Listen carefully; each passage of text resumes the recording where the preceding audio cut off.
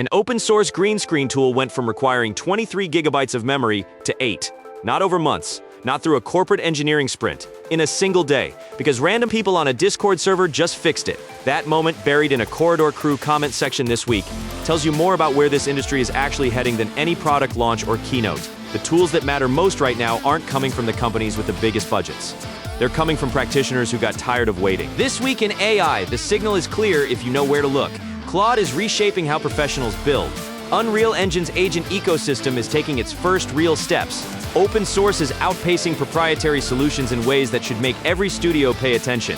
And the community itself is becoming the most reliable quality filter we have. Stay here, and I'll walk you through all of it. This is MonsterPixel Labs. We cover the real state of AI across VFX game development and real-time production. Not the marketing version, not the hype cycle, the actual ground truth from practitioners who are shipping work.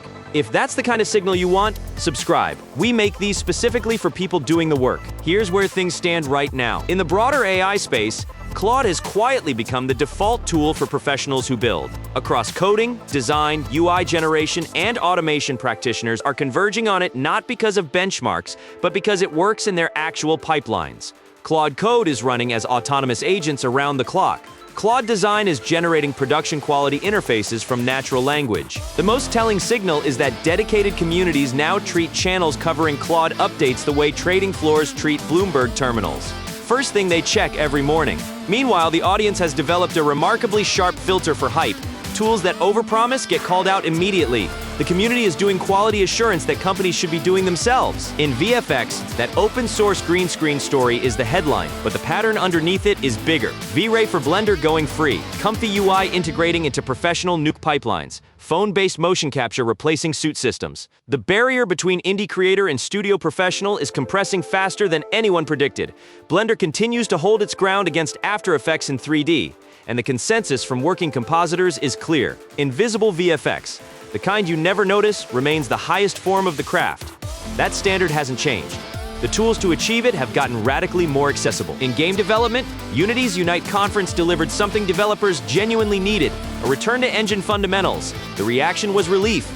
Developers were grateful to see technical roadmap depth instead of AI features bolted onto everything. The community is cautiously optimistic that Unity is back on the right track. On the creative side, AI-assisted 3D asset generation through tools like Tripo and Meshy is entering real indie workflows, though polygon counts remain a practical bottleneck that needs solving before these assets work at scale in real-time engines. In Unreal Engine, AI agent integration is officially underway, but still early. Developers experimenting with agents inside UE5 are finding the tooling promising but immature, particularly for C++ workflows. Convai's conversational AI characters have genuinely improved over time, with long-term users confirming meaningful progress in lip sync and responsiveness. The consensus is that AI agents in Unreal are a genuine game changer, sitting about 6 to 18 months from true production readiness. That's close enough to start building your understanding now. In procedural and node-based workflows, the Seedance and Kling competition is pushing AI video generation quality forward at a pace that surprises even daily users. Kling in particular has earned a reputation as the most consistent AI video model available.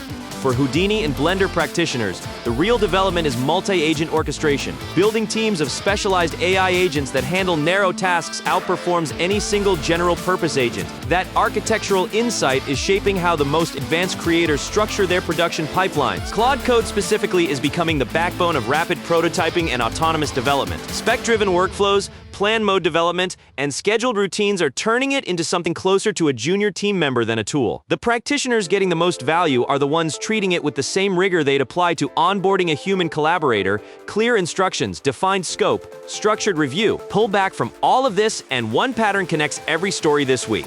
The gap between having access to powerful tools and knowing how to use them responsibly is now the defining variable. Open source is democratizing capability. AI agents are multiplying output. Costs are dropping, but the professionals who thrive will be the ones who bring craft, judgment, and architectural thinking to these accelerating workflows. The tools are getting easier.